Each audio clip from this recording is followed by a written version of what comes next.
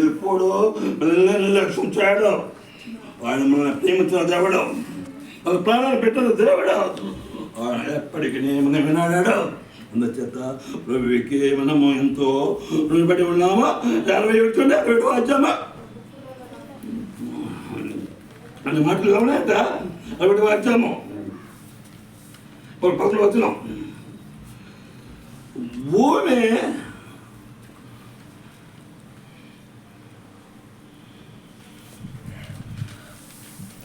ఆవిడ రాజ్యము 11.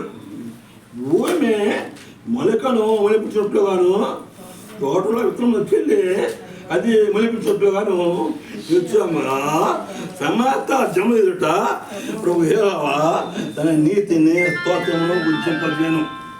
ఆయన నీతి, ఆయన నీతి మనకి విశ్వాసం. తను ఉద్దేశ అన్నాడు.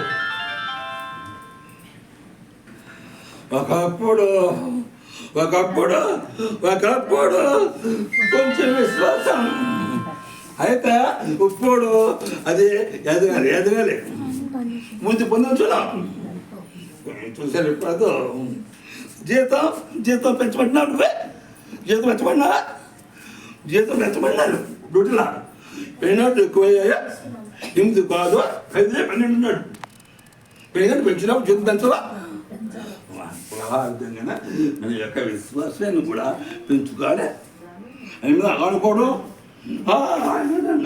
దేవుని మీద నీతి పెరిగినప్పుడు అది మనల్ని ఉద్యమం చేస్తుంది. ఉద్యమంతో ఉంటాము. ఉద్యమంతో ఉండటమంటే వ్యవసాయడా దేవుడు మనకి వ్యవసాయస్తున్నాడు, సొంతాత్మ ఇస్తున్నాడు. ఆత్మ మనకు సంచపరవ డిపాజిట్ అంచేత పరిస్థితి ఉన్నట్టయితే ఇక్కడ కావాల్సిన ప్రతి అక్కరా కూడా తీరుస్తున్నట్టే అవుతాడు. ఆయన తీరుస్తాడు, ఆయన ఇస్తాడు. డిపాజిట్ బ్యాంక్ ఆయన జమ చేస్తాడు అమౌంట్.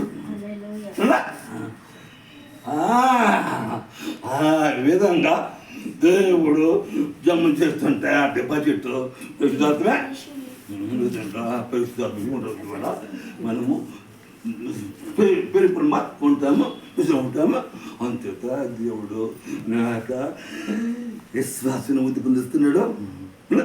అందుకని శిశువుడు అడిగారు, ప్రభా నా విశ్వాసం ఇంతమందికి విశ్వాసం ఇది పొందించమన్నాడు. మనం ప్రభుని వేడుకుంటే మన ఉద్యోగాన్ని ఇచ్చాడు.